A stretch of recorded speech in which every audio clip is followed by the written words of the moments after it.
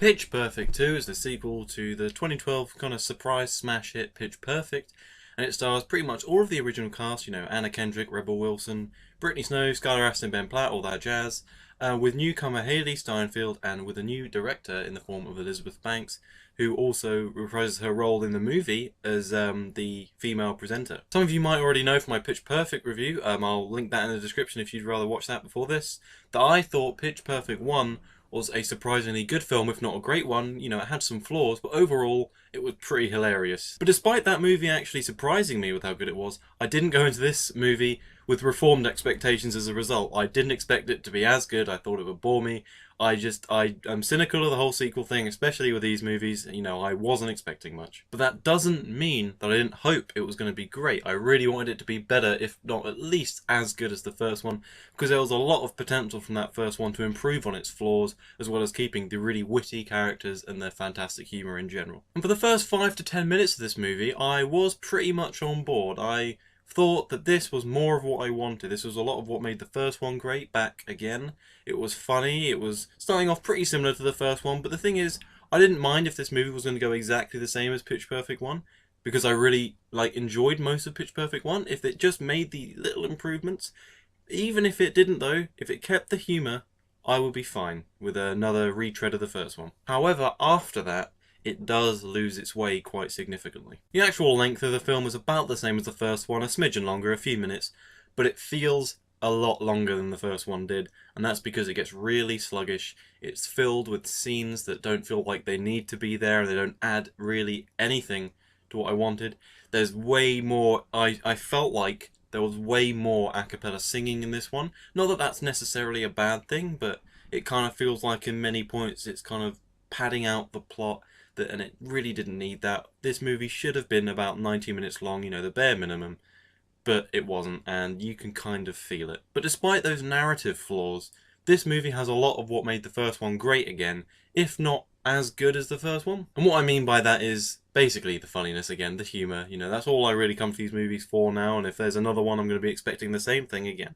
I came to laugh, and this movie does make me laugh. You know, Rebel Wilson is back as Fat Amy. She is still funny. I'm still not sick of her. I want her to stay, despite what other people might think. I still think she's a great character. But with the welcome return of Fat Amy, unfortunately comes the unwelcome addition of Flo, played by Chrissy Fit. Now, you'll note in my review of Pitch Perfect, I did say that each of the characters are fairly two-dimensional. They have this gimmick, and they tell jokes in relation to that, and it's funny. You know, they're entertaining gimmicks, but there's no depth to them. But I also said I'm honestly okay with that, you know. These gimmicks I found funny. I genuinely did. And Chrissy Fit as Flo has this gimmick that really isn't ever funny, not even once. She basically plays a new addition to the Bellas. She's from Guatemala. Every single joke she tells is about her being deported, being from a third world country, all of these sorts of racial jokes. And it's not the racism that's necessarily a problem. There was that in the first movie, and this movie has a lot more of that actually, but it's the fact that it's not funny. It's a misjudged character. I don't think anyone was really laughing in the cinema I was in. It was packed. It's a bad character, and every single thing she says is going to annoy you. With that said, Anna Kendrick as Becca is back. She's the main character, and she is definitely a good focal point for the movie to have. She is a better actress than a lot of people give her credit for. I really enjoy her comedy as well. She is genuinely funny. Not as funny as Rebel Wilson, but that's a bit of an unfair comparison, I must say. Thankfully, they've ditched her boyfriend side plot because it kind of bogged the other movie down, but they continue with her DJ music production side plot. And this time, it is admittedly more interesting than it was last time. This time, this side plot doesn't get dropped halfway through the movie like it felt like it did in Pitch Perfect 1.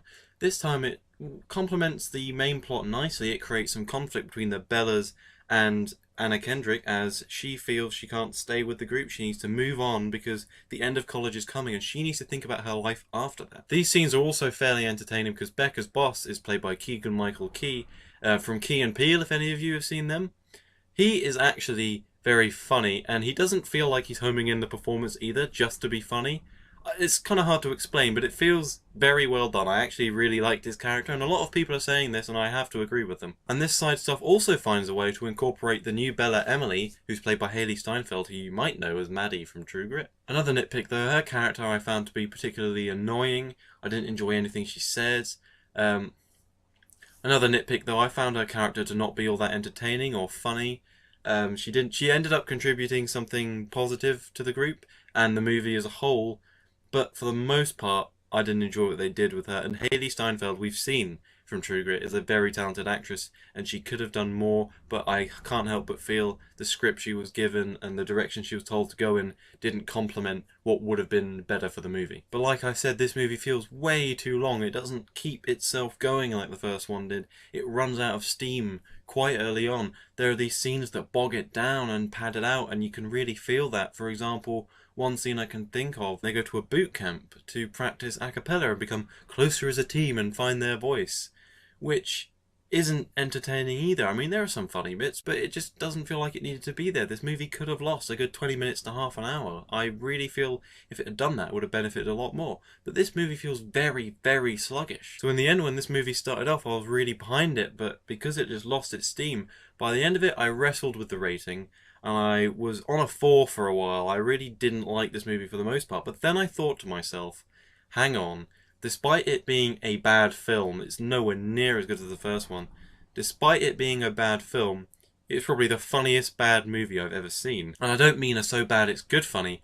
I mean it's genuinely funny. The characters, they aren't as good as they were the first time. This movie isn't as funny as the first one, but it's still funny, and there are a lot of moments that made me like out loud chuckle in the cinema, and the rest of the theatre I was in actually reflected that. And I don't feel I can in good conscience just disregard that, because to be fair, there are a lot of moments in the film where I did have a good time, but the stuff outside of the humour, the first one had its flaws outside the humour as well. This one, they're much more glaring, they're much bigger, and they really actually drag down the movie. So overall, I give the movie a 5 out of 10. It's not an awful movie by any stretch, I don't think, though I do think it's a very, very average film with some brilliant moments. However, if you really, really like the first one, I only thought it was good, but if you really, really enjoyed it, you might get a lot out of this one. You know, on IMDb, on Rotten Tomatoes, on Metacritic, it is only lagging very slightly behind the first movie, so people are clearly seeing something in it, and if you really, really enjoyed the first one, you are still going to laugh in this one. You know, you're going to find stuff to enjoy.